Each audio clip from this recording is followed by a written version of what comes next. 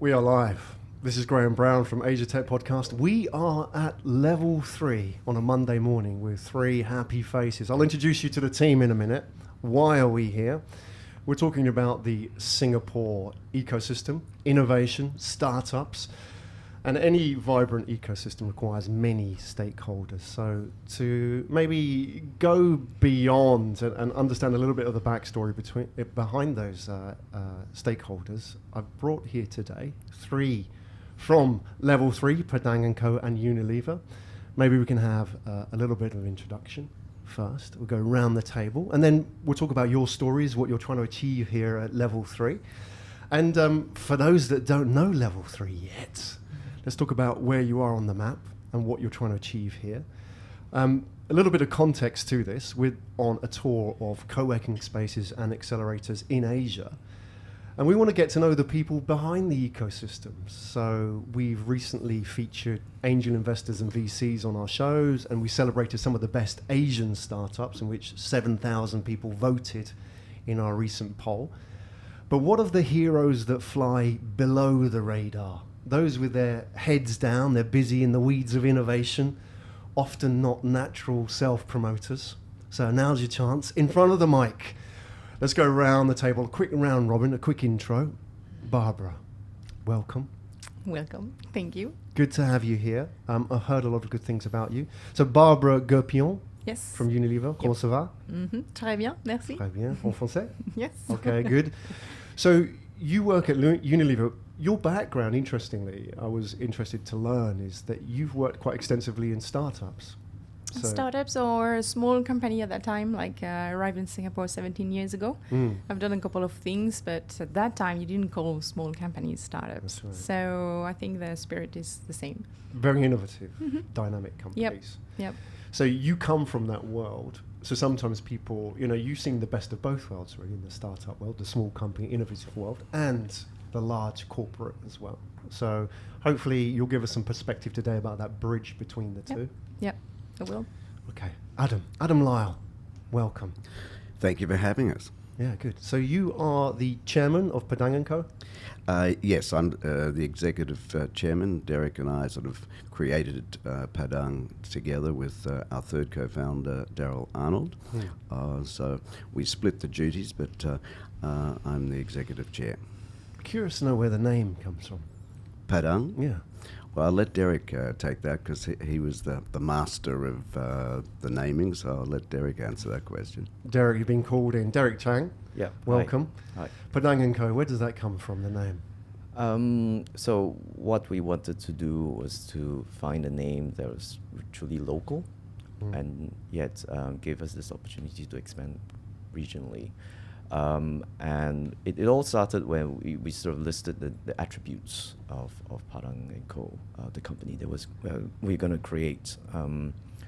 And we said, things like open and, big feel, people to play with, and the heart of the city and things like that. And then I realized that we were describing the attributes of Padang, the feel.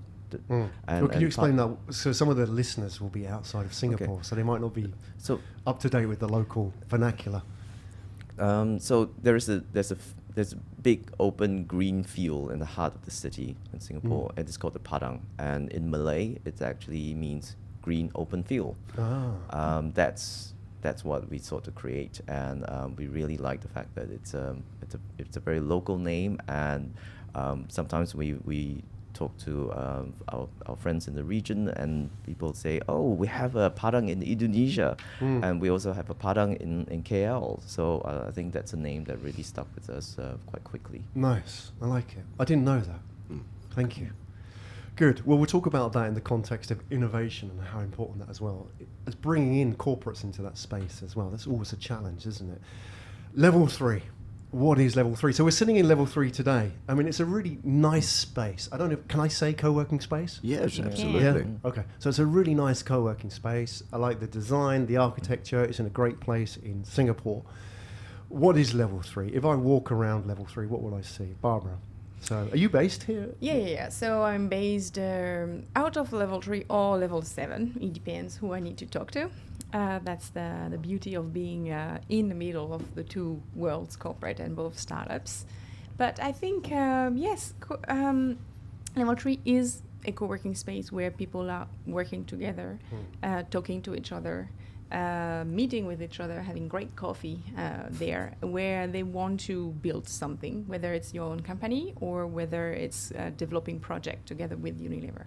So we started initially by creating that co-working space, but we have very quickly evolved into building something. We realized we were actually building an ecosystem for startups, because working together is not enough. You need to give startups all the tools and the network and the people that they need to build successful businesses. So Level 3 is just a bit more than a co-working space. It's an ecosystem close to a corporate, which can give a lot of opportunities to anyone coming here.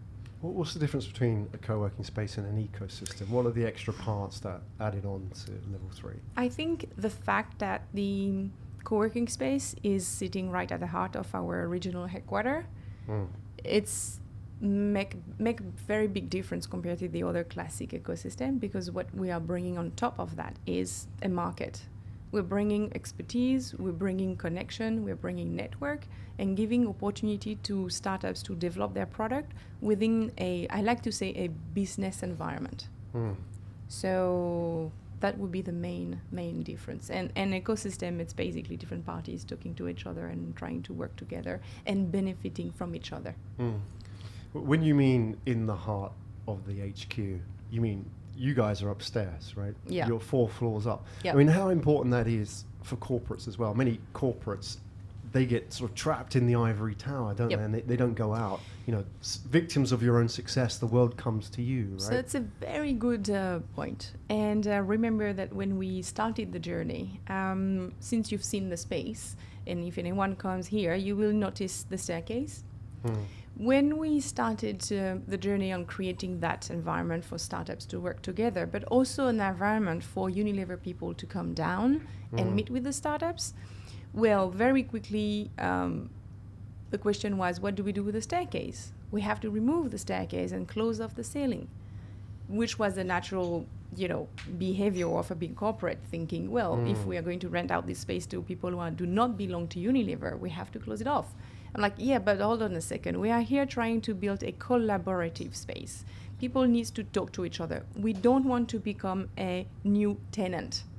We want to give that opportunity. So we did have our little fight internally, but I must say I quickly convinced the management that we have to keep the door open and the staircase open. Yeah, that's a good battle won, I think. Yeah, absolutely. I mean, everybody I speak to in the corporate space in innovation is fighting a corner, fighting an internal battle. They're the change makers who can create change within the organization. And often at the beginning, they're the ones that people don't believe in, but then they create a change within a department and it spreads. And these are very typical. I've seen it in places like Intel, I've seen it in Telenor, where they've created these innovation spaces. And whoever is championing innovation has to fight a battle, right? Because that's the future of the organization. The success of the company innovation depends on those people winning those battles, right? So great. So we're off to a positive. I mean, how about it from Padang & Co? Tell us a little bit about Padang & Co and Level 3, what the relationship is there for those people that don't know.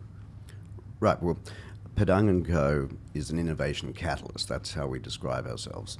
So we're all about matching startups, entrepreneurs with MNCs and government, all about increasing innovation capability, utilising a whole range of open innovation tools. That's what Padang is about. And we had a relationship with Unilever Foundry as their scout in Asia. And then it came to say, well, how do we take it to the next level? As Barbara was describing, the space became available. And so we work very closely with Unilever in curating the startups that come here. But most importantly, I think what makes this an ecosystem is we have 5 pillars, 5 themes that we work on here at Level 3. And Padang works very hard at pursuing those and delivering against those particular pillars, attracting the right people, developing events around those pillars. And so ourselves and Barbara, work, day to day, working on what does the space need to be, what's next, how do we go about it. So it's a very close relationship. The way that we help the startups and how we connect them, all the things that we do. We have learned on the way. Yes. I mean, we have to remember this. We had a vision, we had an ambition, but we had no clue how to do it. Right. Neither Adam, Derrick, or I have run a co-working space before, so it was a big bet on experimentation. But I think even if I'm the corporate, they are the innovation guys close to the startups.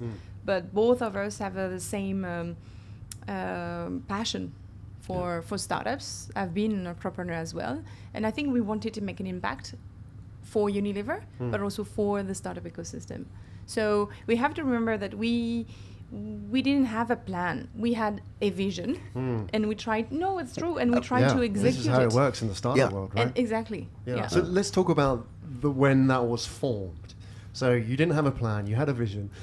None of you had built a co-working space before. Did your backers know everything about? Did you have all that on the table, or were you faking it? What was how did it all sort of come together?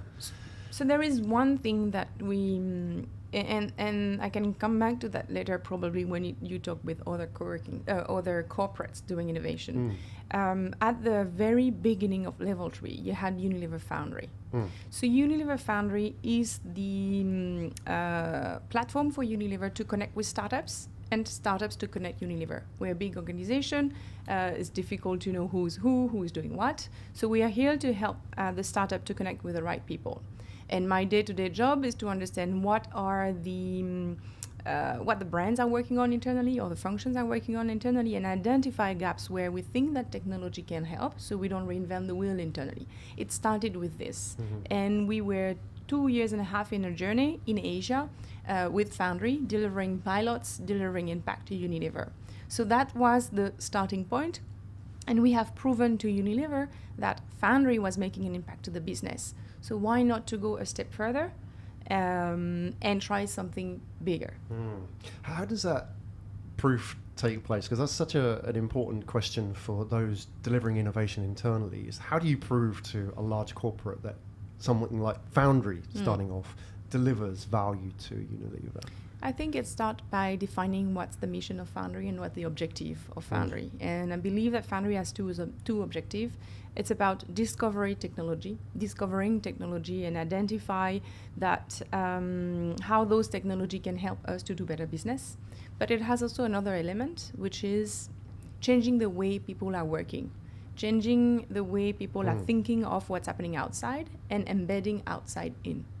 So with those two elements of what Foundry is, you can measure impact by looking at how many pilots we have done. So, which means how many people inside the organization was open enough to take some risk and to experiment working with startups. And the other thing is how many technology or startups we have scaled across the organization. To date, we have done globally 170 pilots, 45 of them scaled up. And scale means that you have worked with more than 10 brands or 8 markets. For a company which is present in 190 countries and with 400 brands. So where does Level 3 fit into that mission? How does it help with scaling up? So Level 3 is not only about scaling up. It's about helping startups to develop products that can have a market. So, we forget a lot sometimes that you have the startups that are great entrepreneurs, great technology. You have the big corporates. But in the big corporation, there is expertise, there is knowledge, there is market, there is reach, and there is scale. So as long as the two understand that we can deliver as much value as a startup can deliver to us and help them to work together, then we will benefit from it. Startup can scale because they have access to those markets and people who can help them to understand how to build better product. And we get the benefit of trying new technology, doing more different business in our region. Okay. And it's the physical space, just for people to have somewhere to come and work together and see one another. There's the serendipity that happens of people just bumping into somebody who could be a global brand manager having a coffee at the coffee bar, and they meet someone. Or the community drinks that we have, or the community lunches, sort of the bumping into one another factor is really great.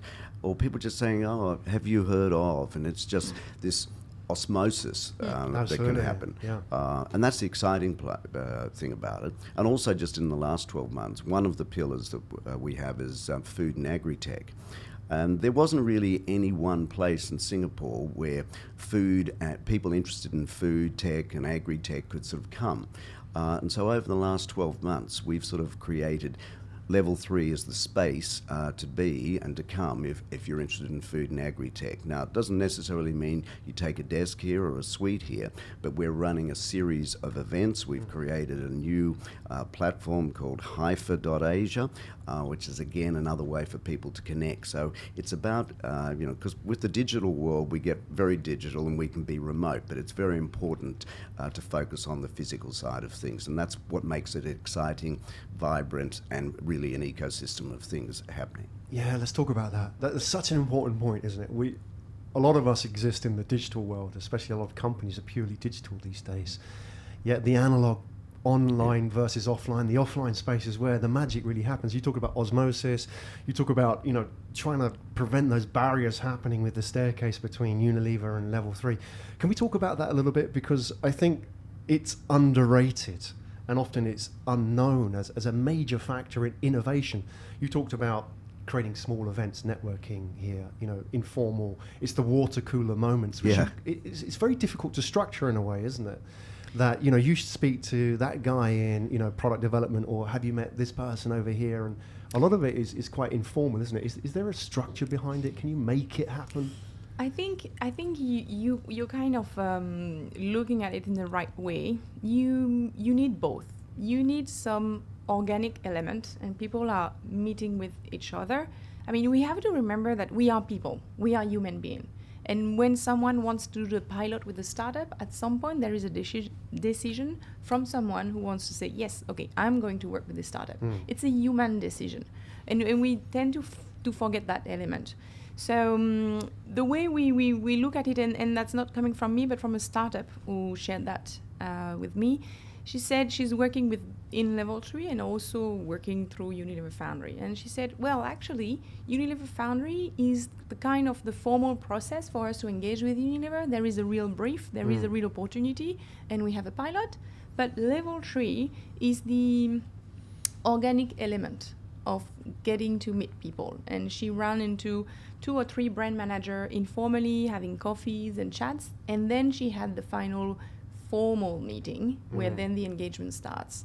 So I think we try to structure it in order to give the opportunity for people to meet at the right time in the right place. They need some help, but we try not to overdo it, I think. Derrick? Yeah. So we actually create a lot of different types of events, from lunchtime talks to really big sort of fireside chats and everything else in between. And sometimes they work, sometimes the lunchtime talks are oversubscribed, sometimes no one shows up.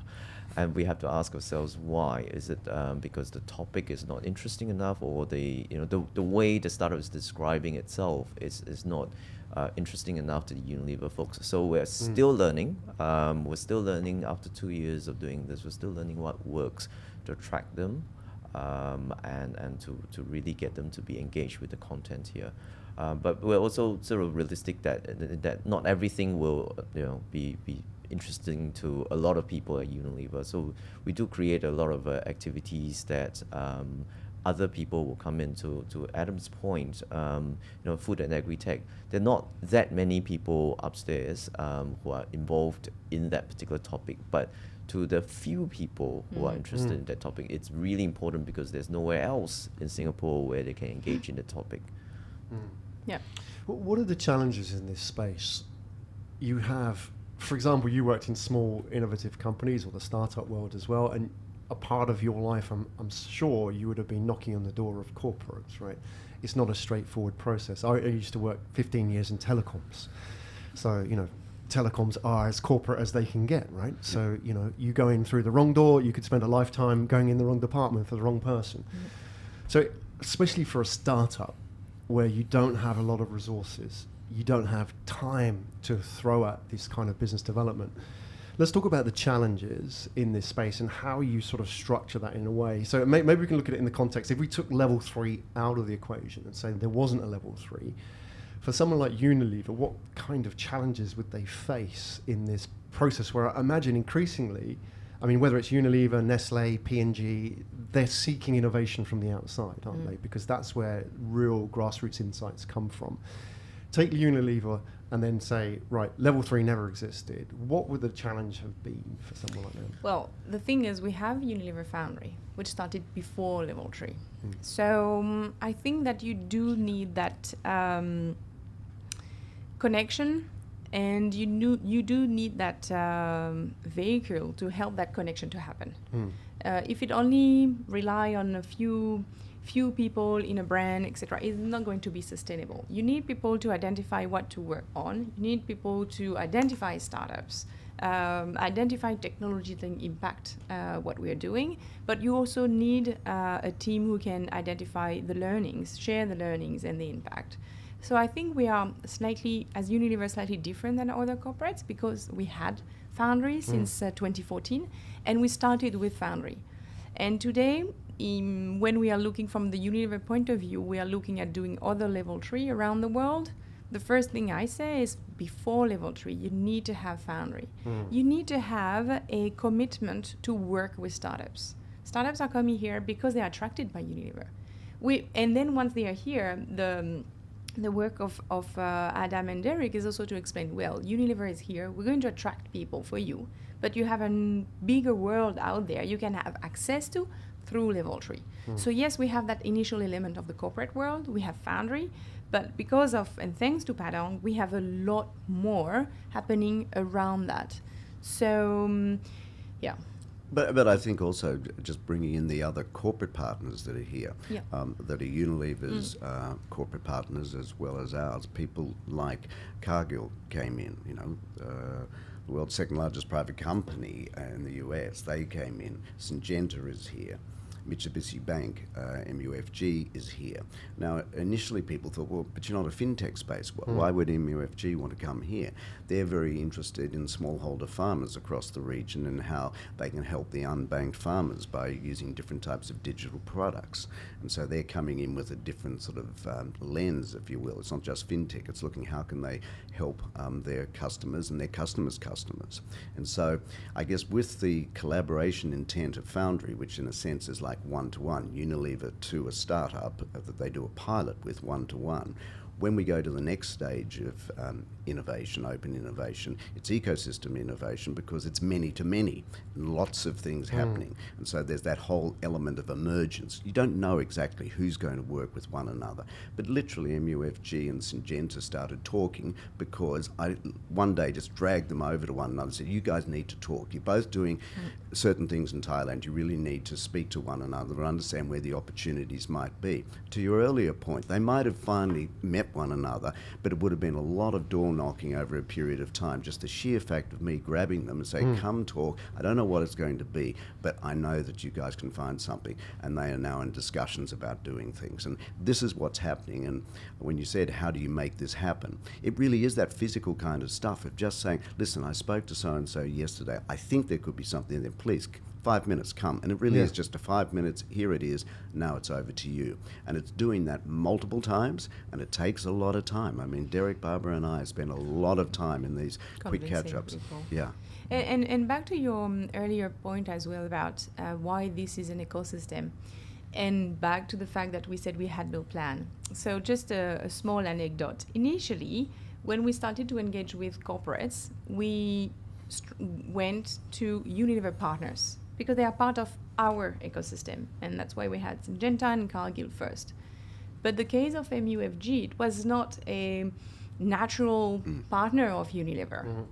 But because people started to understand that what we were trying to build, then we had that opportunity to make the connection and say, well, actually, that could make sense to have a fintech partner or to have someone, as long as they can show us how they plan to impact the ecosystem. So all the partners who are here have a real commitment to engage with startups. Not to being here to say, oh, that's cool, I'm going to look at startups and cool stuff and participate to a hackathon and share some beers. No. You come here, you're close to startups, you have to show us first what's your plan. How do you plan to, and each of them have their own way to engage with startups and innovation. We're not here to judge or evaluate anything. As long as you can show us your plan to engage with the people here in the community here, we are fine, because then we know it's going to attract more people, more startups. What we want is more entrepreneurs. We want more startups, more technology in the space, talking to each other and developing more things. We have startups who talk to each other, building a product together. And that happened by, I would say, accident, and happy accident, but just because people are here to talk to each other. Great. Yeah, I think the informality, I think we always have to remember that, because, you know, Adam talked about, you know, just grabbing people and having those conversations. I used to run a digital agency. It takes forever to get an appointment with somebody at Unilever. And still today, as Padang, we try to arrange for a meeting with someone, and it says, oh, so-and-so is traveling, so next month. And it's incredible, because, you know, every corporate will tell you that they want to work fast, they want to be innovative, and yet these sort of very small things actually happen and prevent things from moving quickly. And a startup can't sit around and wait for a meeting that might happen in 2 months' time. But that's why the informal chats, for example, when people bump into someone and have that sort of information, a little bit of information download, like what is MUFG looking for? You know, they're not looking for fintech. They're looking to help potential customers like Unilever solve their problems, because, you know, ultimately something will lead to a transaction. That's where they benefit. But, you know, all the partners that are here, they're looking for common problems, big questions to answer. So I think that's actually one of the distinguishing points about Level 3. And there is also a lot of technology out there and a lot of startups. So back to Derrick's point, if everyone had to take the time to meet everybody, that would make it not sustainable in terms of actually doing also your work.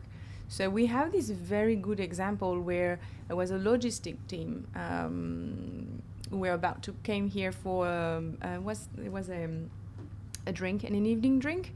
And I said, I know you don't have time to meet those guys, but there were 2 startups who were very interesting. I said, but if you come downstairs, it's easier to have an upload of what you're doing over a beer or wine or fruit juice, rather than sitting in a room planning for a meeting and a PowerPoint and, you know, something very formal.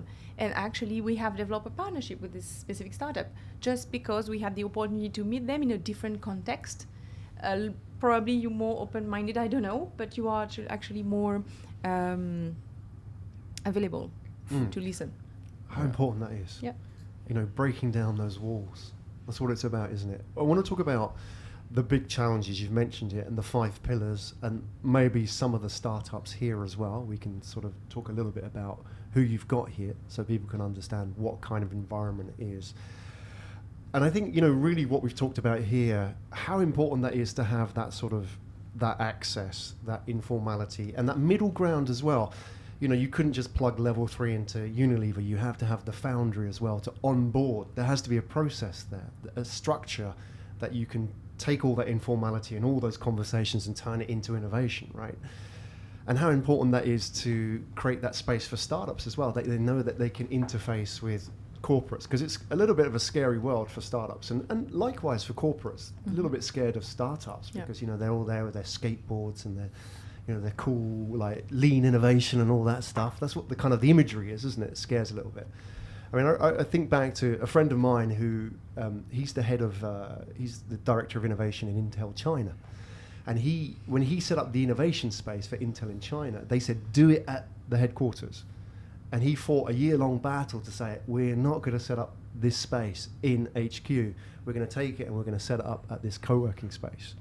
And eventually he won the battle. But his point was, that if we want innovation, it has to be in the middle ground, because that's where it happens, right? So let's talk about some of the startups that we have here. You mentioned the 5 pillars. You've mentioned ag tech, food tech as one of those pillars. Can you just elaborate a little bit about what's going on here with those 5 pillars? Sure.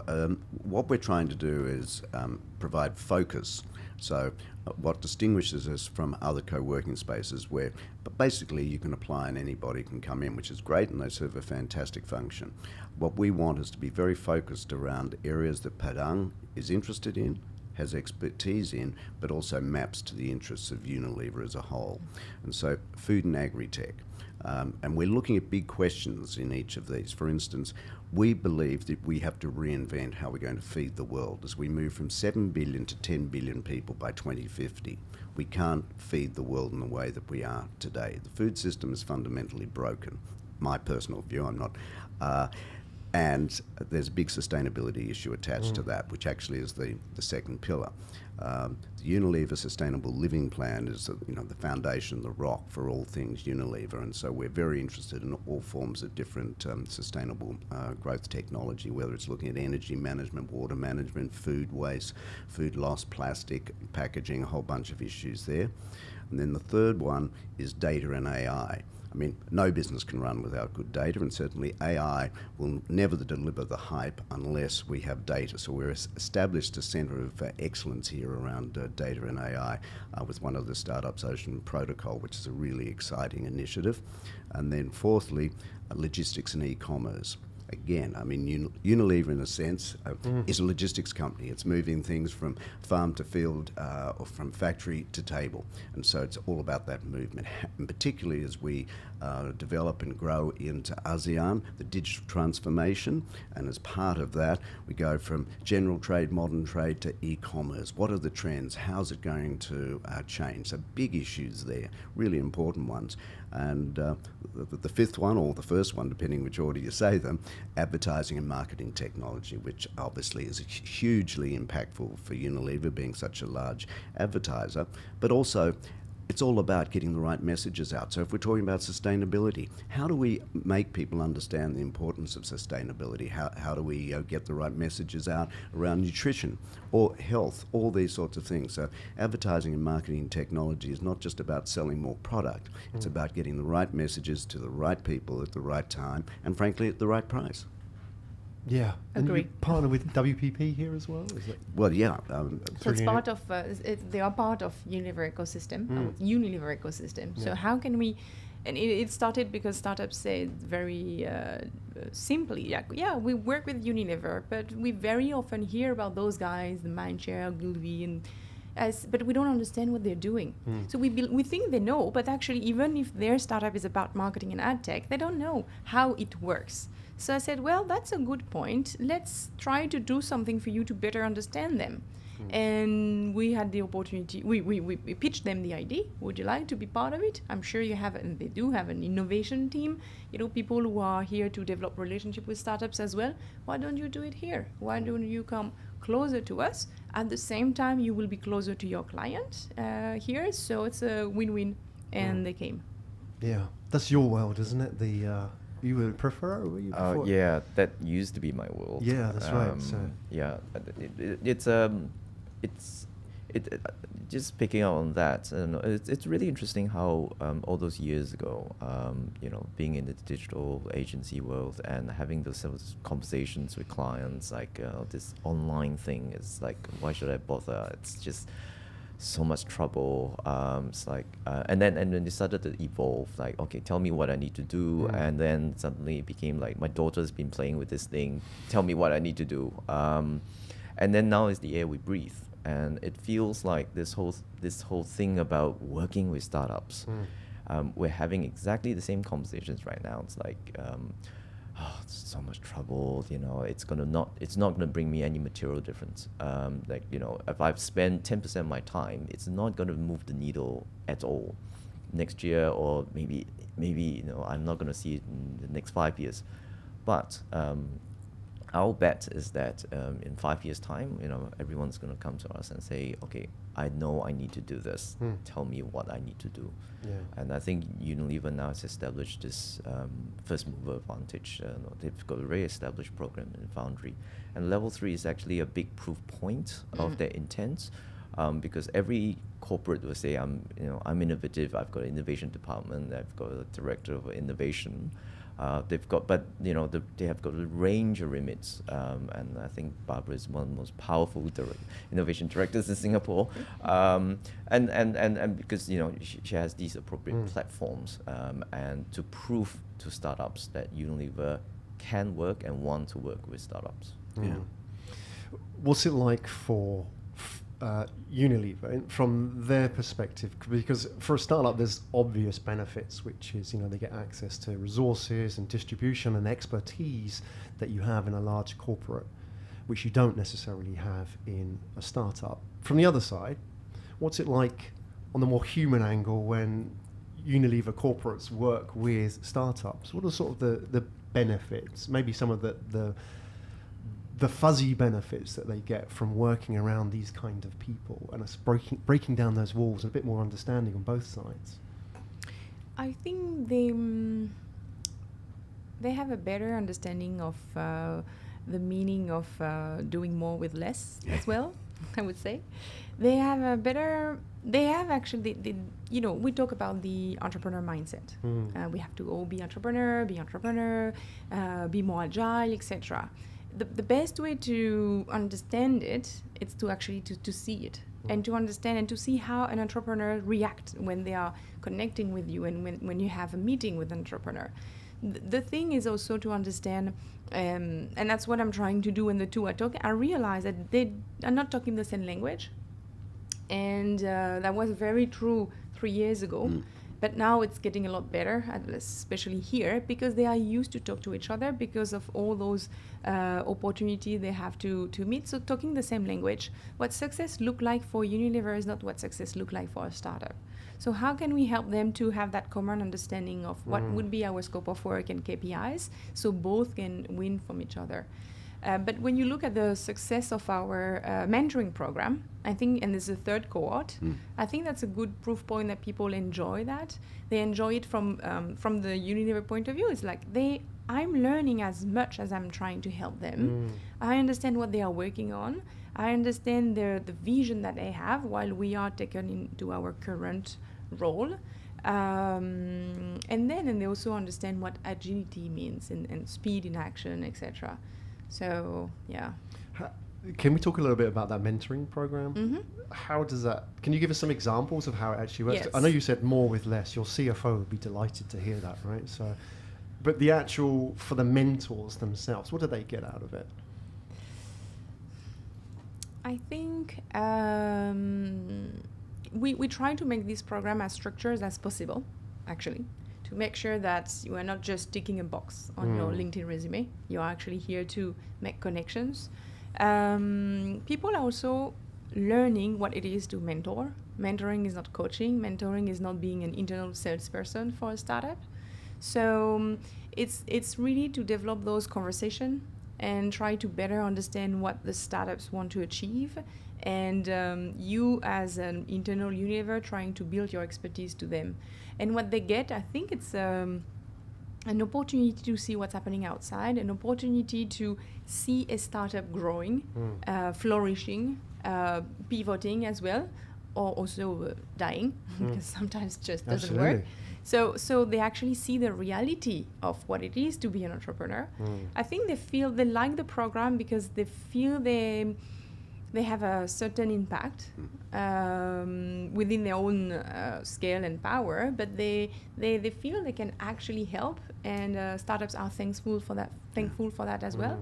Not all the mentor-mentee goes well. Some people just meet 2 or 3 times, and some actually... Oh, we have one. Actually, she become part of the board of the startup, I think, right? Yeah. So yeah, you have the whole spectrum of the benefit of being a mentee and a mentor. Great. Do you think now, looking at this, stepping back from level 3, that this is a model for innovation across every corporate in the future? Will it look like this? Do you think that what you're doing is innovating innovation in a way? Because a lot of corporates have tried in this space, and now we're seeing Unilever move in the right direction. And now you've got the onboarding there with the Foundry. That's the interface to plug into level 3 effectively, right? Is that the model? Do you see the P&Gs and the Crafts and the Nestle's and the Cokes and the AMVs doing this? Well, every major corporate is doing something at the moment, as you say. But we do see this as kind of enterprise-led co-working. So it's a bit different to other co-working spaces, and it's different to other innovation programs. We certainly see this as replicable for other organisations. It won't be exactly the same because of the fundamental differences, the size of Unilever, the commitment of Unilever, and the existence of Foundry. They're really important differentiators. And, you know, if we're looking to B2C or B2B, it will be different. But we as Padang are speaking to other corporates both in Singapore and across the region who are interested in this program, because certainly the Unilever Foundry program is well regarded globally, and lots of people come here. We have many visitors. Hey, can we hear more about the program? Barbara is doing lots of presentations on that, as do we. So definitely we will see more of this. Our particular plans are to accelerate the growth of this program and set up other sites over the course of this year. Okay. If I'm a startup here in Singapore, even looking at basing in Singapore, I may be in one of your 5 pillars, one of your spaces. What do I do? What are the processes that need to go through to connect with level 3 and let's say maybe I don't even know that there's a connection with Unilever. Is that then relevant to me? Can I come here if I'm not working with Unilever? It's not completely relevant to me. What are your criteria for startups coming here? Anyone can apply to be a member of level 3 and take up space, either take up a permanent spot or just hostesking, or even just a community membership. They don't have to work with Unilever, but most of them will aspire to work with Unilever or the likes of Unilever. And we always advise startups that are too young to reconsider the application, because we believe that the startups that most benefit from being at level 3 are those who are product ready and those who are ready to scale. Because even if you think you have the most innovative and most relevant product to Unilever, for example, if you're not ready to scale, then you're not ready to work with them. And working with them could actually kill you. So, but we've got a number of startups to understand that, and they're here to learn, and this is how we add value to them. So, we don't give up free beer, but we give up free lessons and free hugs. Yeah. How do you compete on that note with the WeWorks of this world who give out the free beers and I think they've got yoga classes at 12 o'clock as well today. So how do you compete with all of that? I think it's a little bit gimmicky in some respects, but for startups, they like to work in fun environments sometimes. Yeah. So we have a ball pit. Yeah, actually we do. You mentioned the skateboards earlier. None of our startups here have skateboards. Scooters. Scooters actually. For Scooters. It's a Singapore thing. They tend to be a little bit more mature, and a lot of them were ex-corporate people, and they really understand the landscape. They'll understand where the problems are. They have the corporate connections, the networks. And they're ready to launch their ventures because they know the problem they want to solve and how to go about scaling their business. So they're here because they want to do business. So actually, one distinguishing feature of level 3 is that actually we got very, very few. Actually, I think we only have 2 freelancers based here. And we only just sort of welcome them because they work a lot with startups, so they are helping the other startups on the floor with some of the creative work or some copywriting and things like that. But these are all people who are here with a focus to come to do business, to find business, to scale to the rest of the region. And that's actually something that you don't get in many other co-working spaces, because basically for them it's come one, come all. It's pretty generic. And for ourselves, and because our programs are based around the 5 pillars as well, we do attract other people to come here and sort of accelerate the growth and development of some of these pillars. Okay, great. Turning it over to you, Barbara, I think this is important as well, is that with Unilever, there'll be people who listen to this and say, I'm from Unilever. I might not know you yet.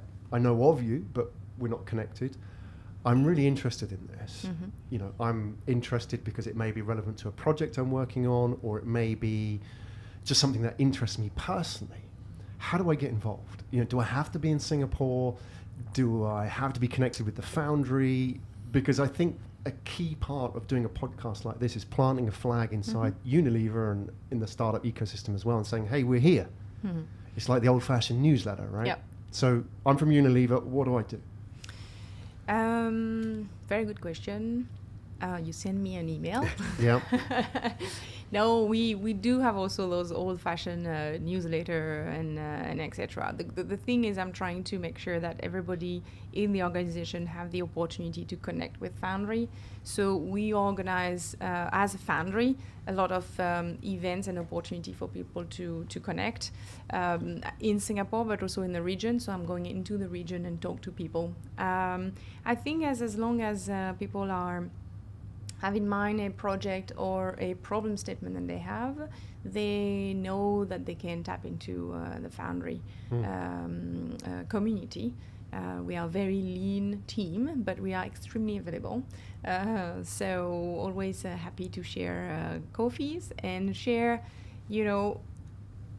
learnings that we had from other pilots and etc. So yeah, I mean, I'm quite good with emails, trying to responding to people quite fast. Coming down, if you are based in Singapore, just come down to the country. Reach out, come along, Yep. have a coffee, Yep. have a chat. That's how it starts, isn't it? Fantastic. This is level 3. We are in the level 3 space in Singapore. So if you're a startup, reach out, come over, have a chat with Derrick and Adam, see where the fit is. If you're in Unilever, reach out to Barbara. If you're a corporate partner, all of the above as well. Yeah, especially if you have a program which fits in with one of those 5 pillars as well. So we'll publish all these in the show notes as well. So this is Graham Brown from Asia Tech Podcast. We're on a tour of co-working spaces in Asia. Today we are at the Enterprise Co-working Space Level 3. And thank you to Adam for setting all of this up, making this conversation here happen today. And the first of a few, I hope. We're going to go a bit deeper and talk about some of your pillars and some of the startups that you have here, some of the projects that you're working on, the events as well. And thank you to Barbara for coming downstairs today from upstairs. And Derrick as well. Nice to meet you. Signing off from Level 3. Thank you very much, everybody. Thank you. Thank you very much. Thanks.